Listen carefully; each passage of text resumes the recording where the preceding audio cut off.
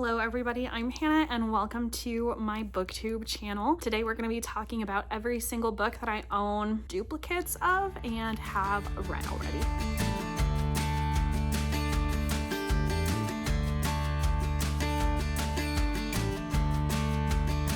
So when I was thinking through how to do this video, I think I'm going to split it up into two parts. So it'll be like books I have multiple editions of on my TBR and then books that I have multiple editions of that I've read already. So we're going to do the ones that I've read already today. And I'm basically just going to hold them up and talk about why I have two different copies and what each of those means to me. Once we kind of finish a few of the more like sit-downy ones, then I'll show you some of the ones that I have on my like forever shelf because I'm not going to pull down full series of those. I'm talking like ACOTAR, Throne of Glass, that type of thing. Please excuse my dog sneezing in the background. Yeah, so let's get into it. First up, I have these two editions of Ruthless Vows by Rebecca Ross. This one is the Barnes & Noble exclusive edition, and this one is just the regular one that came out. I like how the Barnes & Noble exclusive edition looks better. I think it matches Divine Rivals more than the actual edition that came out. This one, however, was gifted to me for my birthday, so I feel like I have to keep both. And I do like this cover also, I just don't think it goes as well with Divine Rivals itself. And so usually what I do when I have birthday notes is I tape them into the front. So this is from my friend Kristen. Because she sent it to me, I'm not going to get rid of it, but it does leave me with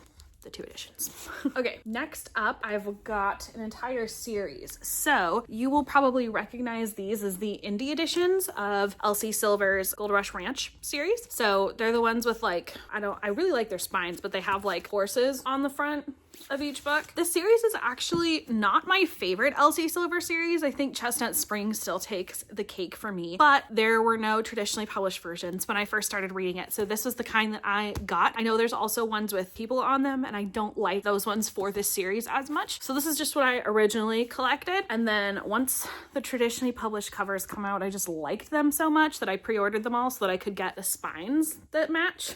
But I really love the covers of these so much more than the indie ones that I have, which makes me kind of want to get rid of the indie ones, but they are the indie ones, so then I get kind of torn. And this is where I get wrapped up into like bookish maximalism kind of, where I'm like, oh, I really don't need to own all of these books, but I do. Okay, next up, I wasn't sure which video I was going to talk about this one in because this is a current read, so I haven't quite read it yet, but this is Swordcatcher by Cassandra Clare. I just started this book. I actually really like it so far. So I have this. This is a just regular hardcover finished copy. One of the first arcs I ever got sent from the publisher directly was this one. And so I feel like it's so special to me because it's one of my first arcs, but also because it was one of my first arcs where I felt like it was a book I actually had heard of and had been really looking forward to and would have gone out and spent, you know, my own money on it ahead of time, even had I not had a Bookstagram. So mentally, it means a lot to me to have an arc of this book. And so that's why I want to keep it. I also, just for reading experience, prefer paperback. So it's kind of nice to have the paperback version. This is actually the one that I'm reading, like when I'm sitting down to read it, not the hardcover. So that's that. Next up, we've got When the Moon Hatched. So I have the traditionally published one, which she is still so chunky. I am amazed. I feel like this is really bridging the gap between romantasy and epic fantasy. And I love epic fantasy, so that works for me, but I understand how a lot of people it wouldn't. And I love that all of the girls who just read for the romance and the spice are still really into this book. So this is the traditionally published one. This is the FairyLoot version. I loved When the Moon Hatched so much that I knew I wanted this one. I actually don't love it as much as a lot of the other FairyLoot books,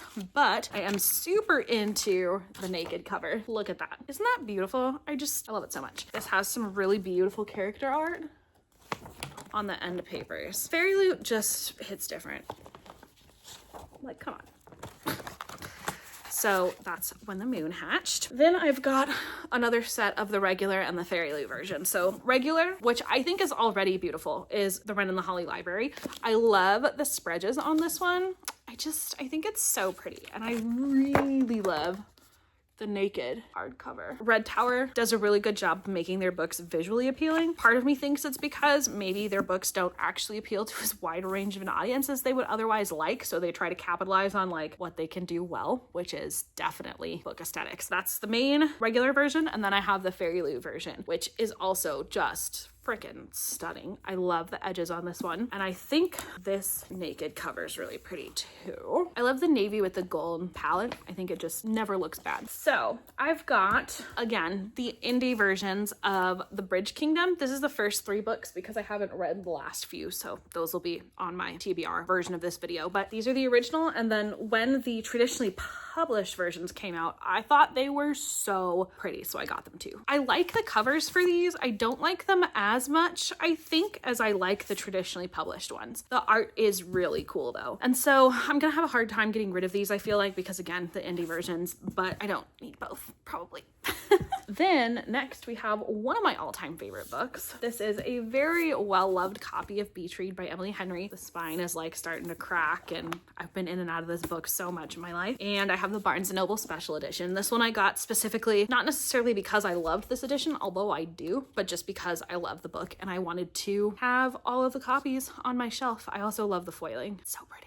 Last, I have 3 copies of Rebel Witch, and they all serve different purposes. So this one is the Barnes & Noble exclusive edition, and I think it's just so beautiful. I love the blue. And for some context, Heartless Hunter was my favorite book of the year in 2024. In 2024, I was so excited for Rebel Witch when it came out, so I had this one pre-ordered, and then I got this one because my Heartless Hunter is the book of the month version, so I wanted them to match. And then I got this one because I went to a signing event with Kristen Ciccarelli, so I have to keep this one because it's signed. She also signed my book of the month version, so in case you were like, matching doesn't matter, maybe you're right, but look, now it's signed. So obviously I have to keep that. This one is not signed, but I think it's so pretty, so I'm keeping it. That is how I ended up with 3 versions. Those are all of the books that I have duplicates of. Oh, no, it's not. Now we're gonna go look at my shelves.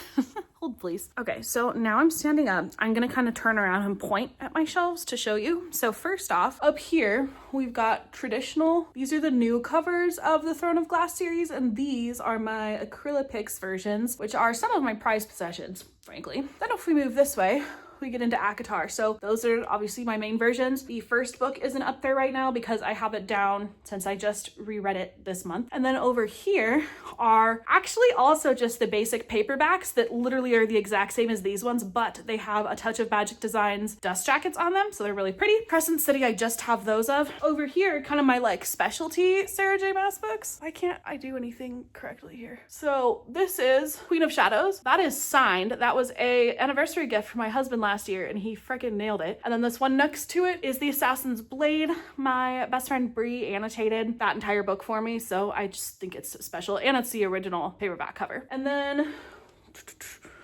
over here, this is my entire like original Harry Potter series. Over here, that's actually a hardback Half-Blood Prince, which my mother-in-law got for us. You can probably, it might be backwards for you guys, but that has our anniversary on it and it's like folded. This is a storybook illustrated version of The Lightning Thief. I have the regular hardback too. I didn't show it to you. That's the like pop-up version of Prisoner of Azkaban. And then these are all of the illustrated storybook editions of Harry Potter. Unfortunately, I think that series has been discontinued, so I'm not going to be able to get the last 2 books in that series, but those are there. And you might have seen the spider I have up in the corner, which I will now have to beg my husband to deal with. And now, there you have it. Those are every single duplicate book that I own already. So if you've made it this far, thanks for watching. Stay tuned for part 2 where we're going to talk about every single duplicate book that I have on my TBR. Thanks, guys.